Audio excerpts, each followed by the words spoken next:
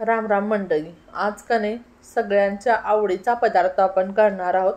खमंग भाजणीचं लोणी थालीपीठ कसं करायचं ते पाहणार आहोत आणि सोबतच मी तुम्हाला भाजणी कशी करायची ते सुद्धा मी सांगणार आहे। तर इथं मी 1 किलो बाजरी घेतलेली आहे। जर बाजरीचं प्रमाण तुम्हाला कमी ठेवायचं असेल तर 1 किलो ज्वारी घ्यायची, अर्धा किलो बाजरी घ्यायची आणि खमंग मंद गॅसवरती व्यवस्थित भाजून घ्यायची। खाली एक बाउल घेतलाय मोठा, त्याच्या आतमध्ये कॉटनचं कापड घ्यायचं जेणेकरून आपल्या धान्याला पाणी सुटू नये। त्यानंतर अर्धा किलो मी इथं ज्वारी घेतली, ती सुद्धा खमंग अशी भाजून घ्यायची। त्यानंतर पावशर गहू घेतलेत। आता गव्हापेक्षा बाकी सर्व घटकांचं प्रमाण जे आहे ते कमी कमी ठेवायचं आहे आपण।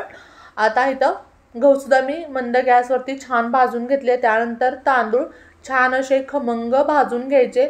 मी हा जो व्हिडिओ आहे तो पटपट तुम्हाला सांगते जेणेकरून हा व्हिडिओ जास्त लॉंग होणार नाही।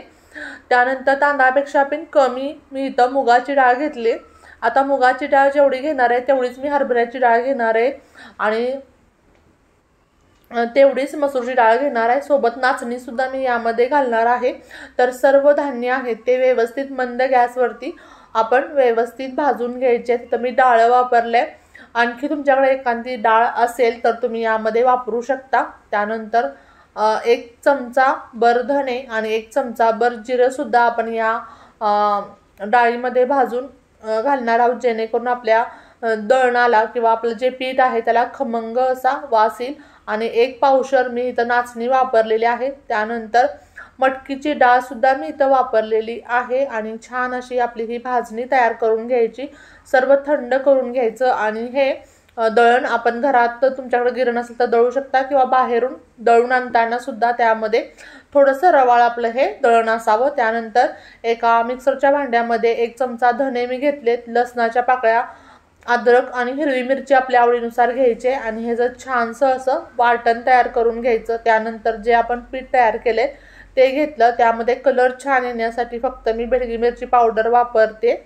त्यानंतर हळद घालायची, सोबतच मी काही व्हेजिटेबल इथं कट करून ठेवलेत। त्यानंतर तीळ भरपूर वापरायचे, चवीपुरतं मीठ वापरायचं, कांद्याची पात एकदम बारीक चिरून अशी मी घेतलेली आहे। त्यानंतर थोडंसं गरम तेल करून मी त्याचं मोहन म्हणू शकता तुम्ही, त्यामध्ये मी पिठामध्ये घातले कारण आपल्याला असे कुरकुरीत थोडेसे आपल्याला हे धपाटी करायचे आहेत। त्यानंतर आपण यामध्ये कोथिंबीर भरपूर प्रमाणात वापरली आणि जे आपण वाटण बनवलंय, हिरव्या मिरचीचा ठेचा बनवलाय तो घालून घ्यायचा पिठामध्ये आणि सर्व हाताने व्यवस्थित मिक्स करून घ्यायचं। तर महाराष्ट्रामध्ये कुणाला थालीपीठ आवडत नसेल असा मनुष्य, अशी लेडीज, अशी मुलं शोधली तर सापडणार नाही। आणि थालीपीठ खमंग जितकं तुम्ही कराल तितकं ते छान लागतं। तुम्ही जर यामध्ये गरम तेल घातलं तर तुमचं थालीपीठ, जर तुम्हाला कुरकुरीत थोडंसं क्रिस्पी थालीपीठ खायला आवडत असेल तर तुम्ही त्यामध्ये तेल घातलं तर बराच वेळ हे आपलं जे थालीपीठ आहे ते नरम पडत नाही, मऊ पडत नाही। जर तुम्हाला नरम आवडत असेल तर तुम्ही नाही तेल घातलं तरी सुद्धा चालेल। आता छानसा जा गोळा, घट्ट नाही करायचा, याचा गोळा थोडासा लूजच ठेवायचा आहे कारण आपण हे थालीपीठ थापणार आहोत, त्यामुळे थोडंसं लूज पीठ असेल तर काहीच हरकत नाही। त्यानंतर हा रुमाल, तुम्ही मागच्या वेळेला सुद्धा मी ज्यावेळेला थालीपीठ केलं त्यावेळेला तुम्हाला हाच रुमाल दिसला असेल, तर माझा हा फेवरेट रुमाल आहे। मी ह्याच्यावर थालीपीठ मला फार छान जमतात असं मला वाटतं, त्यामुळे हा रुमाल मी कुठंही हरवत नाही, मी माझ्या जवळ ठेवते। माझ्या फेवरेट जो माझा कप्पा आहे त्या कप्प्यामध्ये मी ठेवते। आता आपण काय केलंय, जो पिठाचा एक गोळा घेतलेला त्याला मी तीळ लावलेत। तीळ तुमच्या आवडीप्रमाणे तुम्ही कमी किंवा जास्त लावू शकता, मला भरपूर तीळ आवडतात। सोबत तिळामुळे आपल्या हाडाला छान अशी मजबूती मिळते, त्यामध्ये कॅल्शियम असतं, स्किनवर ग्लो येतो, तुमच्या केसांसाठी सुद्धा हे चांगलं असतं, त्यामुळे तीळ मी भरपूर खाते। त्याचा फरक कमी पडो किंवा जास्त येऊ पण तीळ खायचे।